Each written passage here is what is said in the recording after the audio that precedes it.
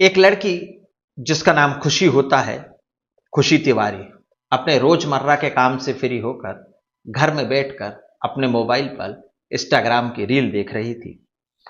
Reel scroll करती जा रही थी, रील देख रही थी, एक के बाद एक नई नई रील आ रही थी। तभी एक रील पर उसकी नजर पड़ती है। वो देखती है कि उस रील के अंदर एक आदमी कथावाचक की कथा में खड़ा हुआ है। कथा थी अनिरुद्धाचार्य महाराज की, जो कि एक बहुत बड़े कथावाचक हैं, मथुरा के क्षेत्र से आते हैं। और ये कथा का आयोजन जबलपुर में चल रहा था। वहां पर एक आदमी खड़ा होता है और पूछता है कि गुरुजी, मेरी शादी कब होगी। गुरुजी पूछते हैं कि तुम्हारी उम्र कितनी है। वो बोलता है मेरी उम्र 45 साल है, मैं सरकारी शिक्षक हूँ, मेरे पास 18 एकड़ जमीन है। तो गुरुजी कहते हैं कि लड़की वालों को क्या तुम्हारी जमीन दिखाई नहीं देती? क्या उन्हें दिखाई नहीं देता कि तुम सरकारी टीचर हो? तो तुम्हारी शादी क्यों नहीं हो रही है? अब भागवत का आयोजन जबलपुर के रिमझिरा गांव में किया जा रहा था। अब कथावाचक कहते हैं कि वाह रे तेरी किस्मत, तुम्हारी ऐसी किस्मत है जोरदार कि तुम्हारे पास 18 एकड़ जमीन है, सरकारी टीचर हो तुम, और फिर भी तुम्हें लड़की नहीं मिल रही है।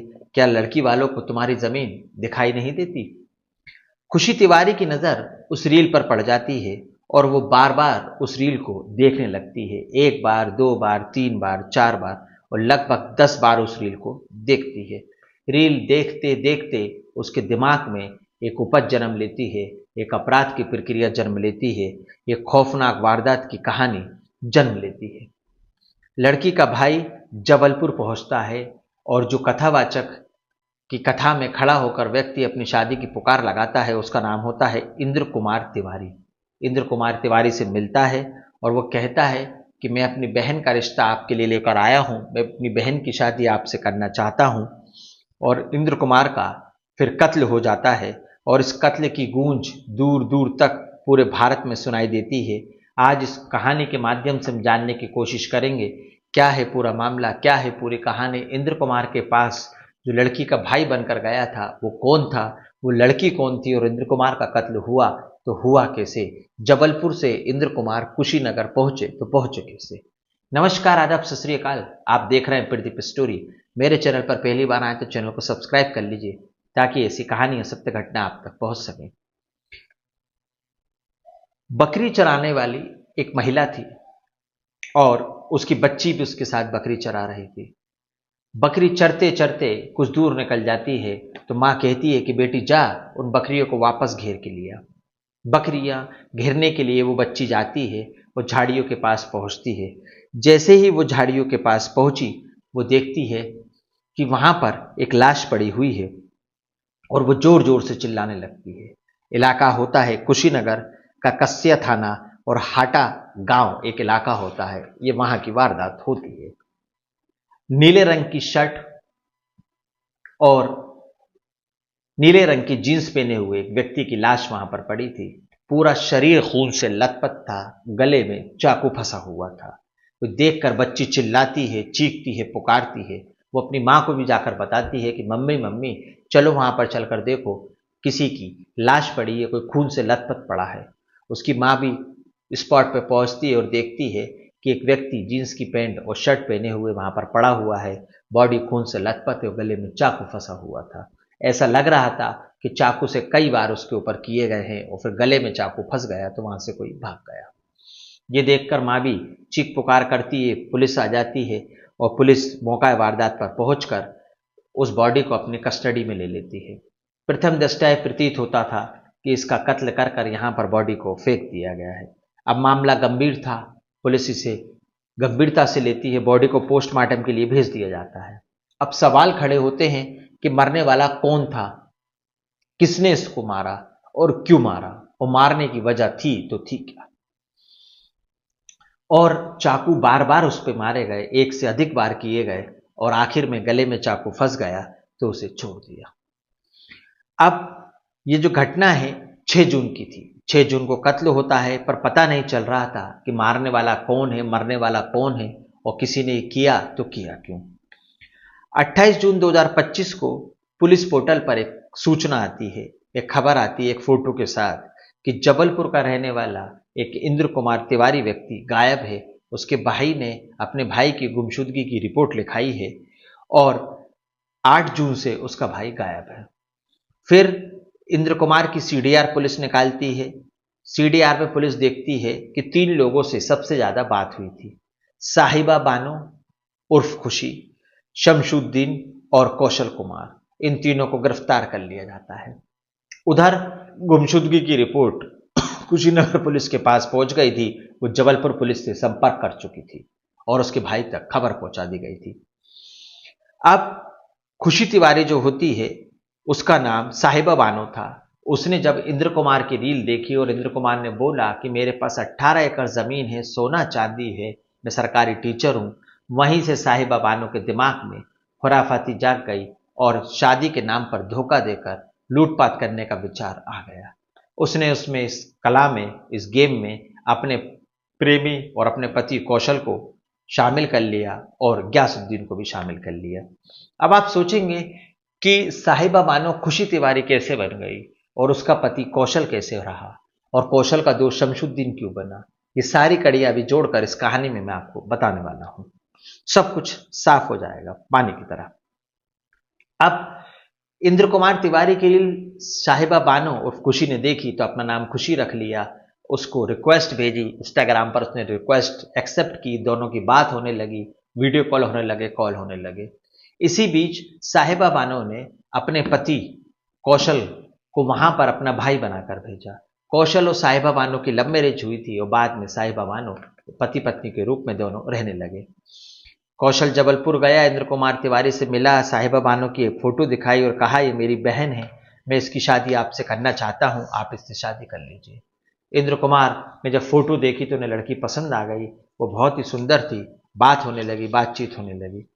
अब इंद्र कुमार अपने भाई से कहता है कुछ दिनों बाद, उनके भाई का नाम अजय है, कि मैं कुशीनगर जा रहा हूँ, शादी करने जा रहा हूँ, मैं बहुत खुश हूँ, अब मैं शादी कर कर आऊंगा, तुम्हारी भाभी लेकर आऊंगा। वहां से सोना चांदी अपने पास रखता है, कुछ रुपए भी अपने पास रखता है और कुशीनगर पहुंच जाता है। अब इंद्र कुमार गोरखपुर पहुंचा और 3 जून को ये लोग सब उसे गोरखपुर में मिले। फिर वहां पर एक हलफनामा तैयार कराया गया और यहीं से इस कांड की शुरुआत होती है। हलफनामे में साहिबा बानो ने और कौशल ने यह लिखवाया कि यदि इंद्र कुमार तिवारी को कुछ हो जाता है, मृत्यु हो जाती है, आकस्मिक हो जाती है, दुर्घटना हो जाती है, अटैक से मौत हो जाती है, कुछ भी हो जाता है, तो इनकी सारी संपत्ति, पैसे, दौलत, नौकरी की मालिक साहिबा बानो और खुशी होगी। अब हलफनामा लिखाया गया, कुशीनगर पहुंचे और 5 जून को इन्होंने एक होटल बुक किया और उस होटल में एक कमरा लिया और वहां पर इंद्र कुमार तिवारी ने साहिबा बानो और खुशी से शादी की और इस शादी की फोटो अपने साथ खड़ी करके साहिबा बानो को, अपने भाई को भेज दी कि देखो मैंने इस लड़की से शादी कर ली है। अब सुहागरात का समय आता है तो सुहागरात से पहले इंद्र कुमार तिवारी को फ्राइड राइस दिए जाते हैं और जिसमें नशीली दवा होती है। जैसे ही वो नशीले चावल खाता है वो होटल में सुध बुध खोकर सो जाता है। उससे पहले रात का खाना खाया, उसमें नशीली चीज मिला दी और इंद्र कुमार तिवारी अपने सपनों में मस्त हो गया। 45 साल की उम्र में शादी हो रही थी, जैसे ही वो बिस्तर पर गया गहरी नींद सो गया।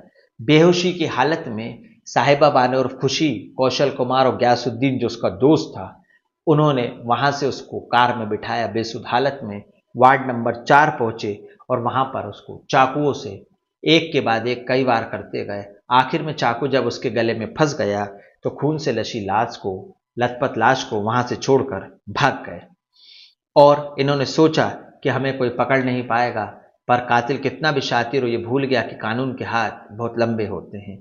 29 जून को इस घटना का खुलासा होता है। साहिबा बानो और खुशी तिवारी, पति कौशल और उसके दोस्त शमशुद्दीन को गिरफ्तार कर लिया जाता है। जब उस दिन से पुलिस पूछताछ करती है तो पूछताछ में उन्होंने बताया कि जब हम हलफनामा बनवाने के लिए गए थे तो वहां इंद्र कुमार तिवारी ने बताया कि मेरे पास 18 एकड़ जमीन नहीं, केवल 3 एकड़ जमीन है। ये बात सुनकर खुशी तिवारी को बहुत गुस्सा आया था और जब पुलिस ने अपनी आगे इन्वेस्टिगेशन की तो पुलिस को भी ये मालूम पड़ा कि कुल 18 एकड़ जमीन 5 भाइयों में सम्मिलित थी और उनमें से हिस्सा बांटा हुए थे और इंद्र कुमार तिवारी के पिता के हिस्से में 3 एकड़ जमीन आई थी जिसकी कीमत लगभग 30 लाख रुपए से ऊपर बताई जा रही है और वो इंद्र कुमार तिवारी के हिस्से में आई थी। जब खुशी तिवारी को यह मालूम पड़ा कि इसके पास केवल 3 एकड़ जमीन है तो वो और गुस्सा हो गई और उसने वहीं पर इंद्र कुमार तिवारी का कत्ल कर दिया। जबकि उसकी योजना तो ये थी कि मैं इंद्र कुमार तिवारी से शादी करूंगी, जबलपुर जाऊंगी बहू के रूप में, पत्नी के रूप में, कुछ दिन उसके संग जीवन काटूंगी और फिर मौका मिलते ही सारी चीजें लेकर फरार हो जाऊंगी, मारने की जरूरत ही नहीं पड़ेगी। पर प्लान कुछ और था, हो कुछ और गया। और इस शादी के चक्कर में, शादी की दास्तान को रचने के चक्कर में इंद्र कुमार तिवारी ने अपनी जिंदगी से हाथ धो दिया। हमेशा हमेशा के लिए वो इस दुनिया से चले गए। जो शादी करना चाहता था, सुहागरात मनाना चाहता था, उसकी जीवन लीला अब हमेशा हमेशा के लिए समाप्त हो गई। साहिबा बानो, खुशी तिवारी, कौशल और उसके दोस्त गयासुद्दीन को पुलिस ने गिरफ्तार कर कर जेल भेज दिया है। अब इन्वेस्टिगेशन चालू है, आगे क्या होगा ये भविष्य के गर्भ में छुपा हुआ है, पर इन्हें कठिन से कठिन सजा जरूर मिलनी चाहिए।